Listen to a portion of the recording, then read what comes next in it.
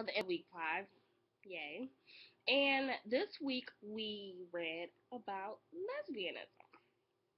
So we had a lot of interesting readings for that we were required to read, and then we also had a few that were highly recommended, which I did take a look at those and got good, um, learned a lot from them, I should say. So the one of the first readings we had, Lesbianism as an Act of Resistance by Beverly Guy. I do not agree with that reading, simply because I do not feel that women have become lesbians to be rebellious to men. I do not feel that they are trying to replace man or they're trying to take on the role of a man. I just feel like that is a woman who is attracted to other women. I have talked to uh one of my lesbian friends, and she's just like, I'm just not attracted to him. Like, she has nothing against guys. She has plenty of guy friends, plenty of female friends, and it's just what she's attracted to. So I do not feel that lesbians have become lesbians to simply just try to take over the role of a male. So that's my thought on that. And then the other one we had was the Women Identify Women by Radical Lesbians. Um, that one, it was pretty interesting. They basically talked about the basic roles on that, and kind of touched on the gender roles, which kind of talked about one of the quotes I have from them. It says, "For she is caught somewhere between accepting society's view of her, in which case she cannot accept herself, and coming to understand that the sexist society, what the sexist society has done to her, and why it is functional and necessary for it to do so." So, this one basically talks about the basic roles of basically the patriarchal system, and I think it also touches on the struggle that lesbian women have who have not come out, who worry about being accepted, who worry about things that they may face from society's views of her, family views on her, and just blatantly being accepted, which I think is very important, because a lot of not only just lesbians, but gay guys, everybody, I feel like, goes through this at a point in time. Well, the stories that I've heard from previous people, I think that's a big step for people to just, not care about what others think, and to just simply, come out and be free, and, accept themselves, because you have to accept yourself first in order to, seek acceptance from somebody else. So I really liked that one. And then the other reading we had was Butler, Imitation and Gender Insubordination. Wow. So that one,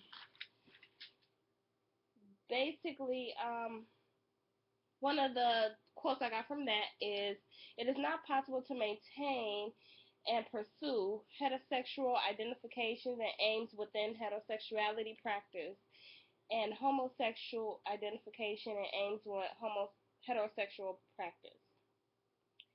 So that one, I think it touches more so on the roles, and letting people know that, okay, I may be in a homosexual relationship, but we still can do things such as a heterosexual relationship. Um, we may be labeled as something, but we still take on the duties, and we still do things just as a heterosexual, which also confirms that, there really is no difference but the title and who these people are attracted to. So I feel that's important as well, to, sit up there and, let people know that there is a common ground between heterosexuals and homosexuals, which a lot of people do not like to see or do not accept, or are just blind to the fact. The other one, my favorite, what the fuck is queer theory? So, queer theory is basically a series of questions that try to define what is normal.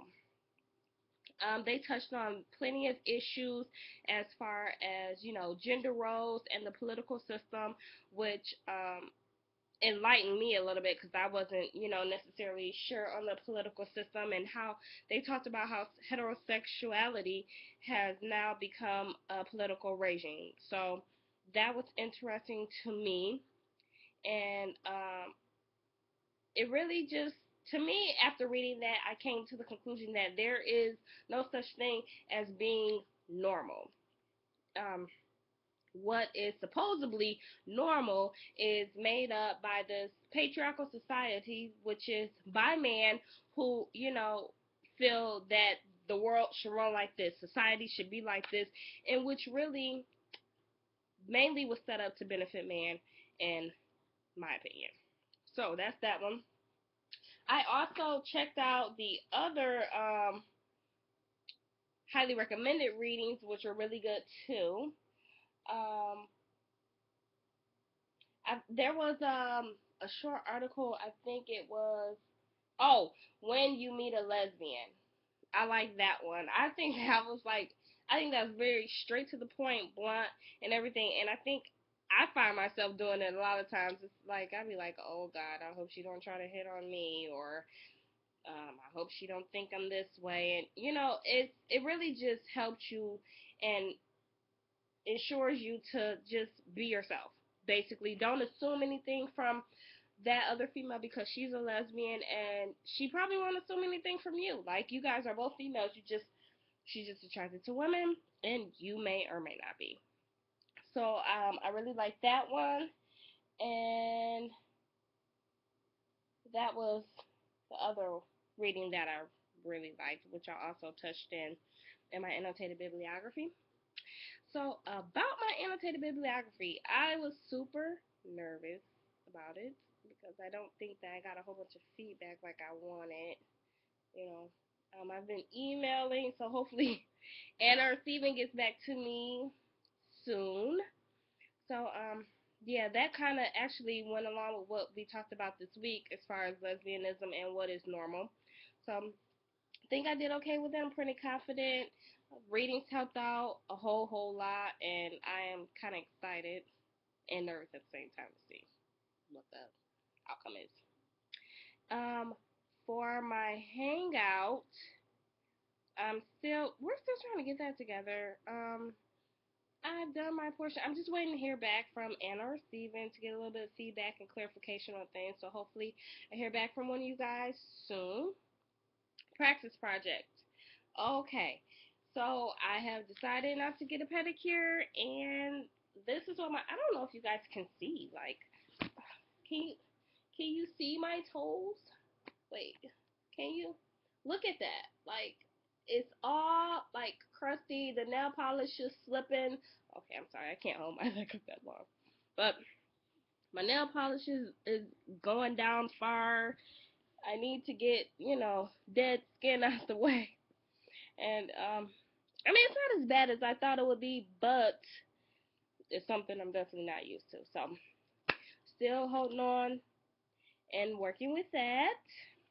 As you can see, my nails are like totally different, but still working with that.